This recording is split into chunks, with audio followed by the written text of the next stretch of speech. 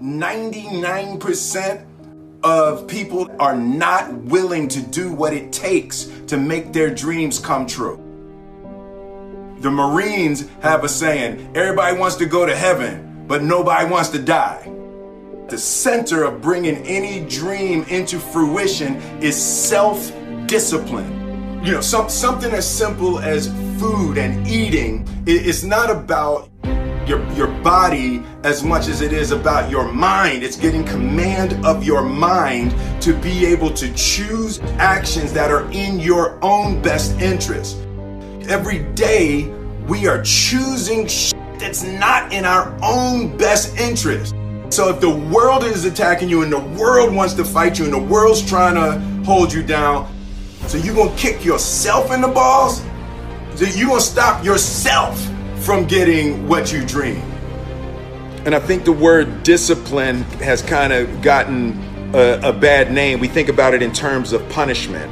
I'm not talking about discipline in that way. I'm talking about discipline in the sense that you forego immediate pleasure for the exchange of long-term self-respect. I believe that self-discipline is the definition of self-love. That when you say that you love yourself, that means that you have behavior towards yourself that is loving. Self-discipline is the center of all material success.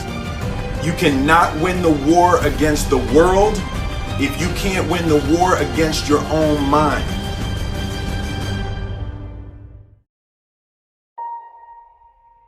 Self-love is when you say to yourself, oh man, look, I know you and that girl got a real connection. I know y'all vibe, but that's your girl's cousin. So I love you too much to let you do that. It's like you say to yourself, hey man, look, I know you want to eat that pizza and it'll be really good, you know, but I can't let you eat that, man, because if you eat that pizza, you're going to feel like shit, you know, and I love you too much to let you eat that. Self-love is, hey, look, I know you got a test on Monday, you know, and I know you really want to go out with your friends. It's Saturday night, you want to go out, but if you fail that test, you're not going to feel good about yourself. You know, I love you too much to let you go out tonight. Self-discipline is self-love. If you want to be happy, you have to love yourself, which means you have to discipline your behavior. The road to sustained happiness is through disciplining your behavior. We tend to base our self-esteem on what other people think.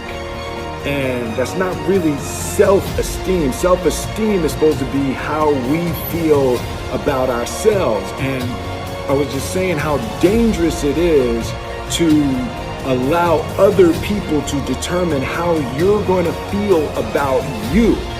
And it's kind of like looking into a broken mirror. You're going to look in a broken mirror and then change your face to try to look good in this defiled, busted, broken mirror. And it just, other people's opinions is a really way to determine how we feel about ourselves.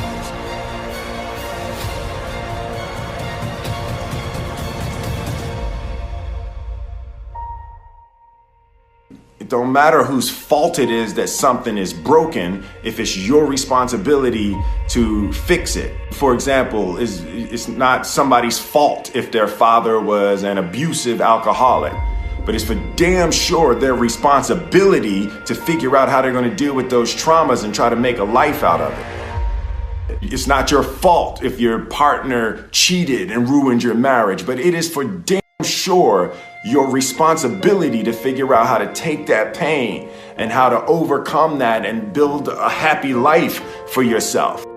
Fault and responsibility do not go together. It sucks, but they don't. When something is somebody's fault, We want them to suffer. We want them punished. We want them to pay. And we want it to be their responsibility to fix it. But that's not how it works, especially when it's your heart. Your heart, your life, your happiness is your responsibility and your responsibility alone. As long as we're pointing the finger and stuck in whose fault something is, we're jammed and trapped into victim mode. When you're in victim mode, you are stuck in suffering. The road to power is in taking responsibility. Your heart, your life, your happiness is your responsibility and your responsibility alone.